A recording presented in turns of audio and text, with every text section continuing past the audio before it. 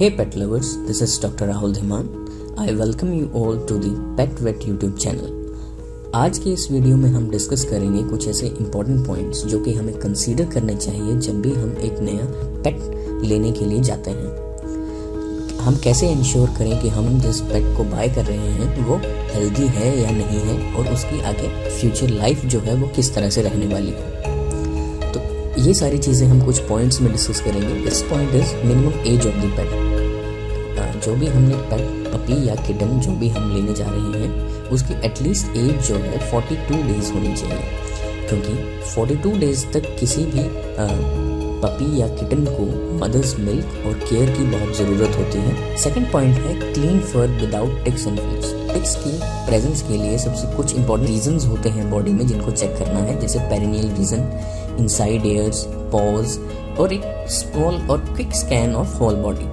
जो एक टिक्स और फ्लीस जो है ये बहुत सारी प्रॉब्लम्स क्रिएट करते हैं, जैसे ईचिंग, अनीमिया और साथ में बहुत सारी टिक बोर्न डिजीजेस प्रिवेंट करना बहुत ज़रूरी है। Third point is no clinical sign of illness. जब भी हमें कोई नया पेट कंसीडर कर रहे हैं तो उसमें हमें कोई वॉमिटिंग का कोई साइन, ना डायरिया, ना ही किसी तरह का नेजल और आई डिस्चार्ज होना चाहिए, क्योंकि ये सारे क्लिनिकल साइंस जो हैं कि सीरियस हेल्थ इश्यूज़ की तरफ इंडिकेट करते हैं।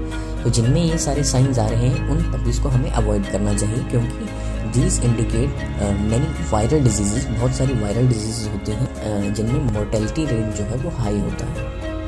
Next point number 4 is normal gate.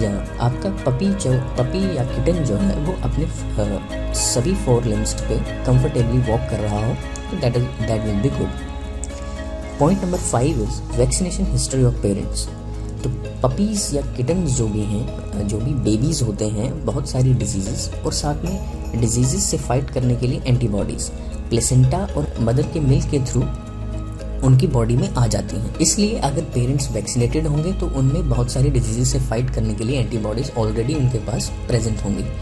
Next point number 6 is अगर आप किसी भी पर्टिकुलर ब्रीड डॉग के लिए जा रहे हैं तो आपको कुछ और पॉइंट्स कंसीडर करने हैं, जैसे मदर और फादर दोनों की डिटेल्स आपके पास होनी चाहिए और कुछ ब्रीड स्पेसिफिक कैरेक्टर्स होते हैं, उस पर्टिकुलर ब्रीड के स्पेसिफिक कैरेक्टर्स हैं जो कि आपको उस पपी या किटन में देखने हैं। साथ में अगर एक केसीआई रजिस्ट्रेशन, पपीज़ के केस में केसीआई रजिस्ट्रेशन सर्टिफिकेट होता है, अगर वो उसके लिए आप उनसे पूछ सकते हैं।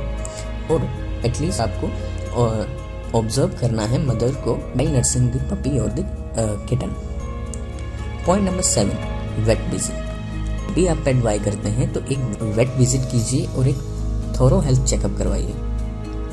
और लास्ट में कुछ और इम्पोर्टेंट पॉइंट्स हैं, जैसे कि अगर आपको बताया जाता है आपका पपी वैक्सीनेटेड है तो vaccination card with original stickers लेना है। साथ में उसकी फीडिंग हिस्ट्री क्या है, फीड क्या कराया जा रहा है, साथ में उसके लिए पूछना है। फीडिंग हिस्ट्री का पता होना चाहिए, उसके अकॉर्डिंगली आपको आगे उसकी फीडिंग को प्लान करना है। और साथ में follow the veterinarian's advice for vaccination and deworming. So these were the important points which you have to consider while buying a pet. उसके बाद आपको उसका proper vaccination और deworming schedule follow करना है, that we will discuss in next videos, and thanks for watching.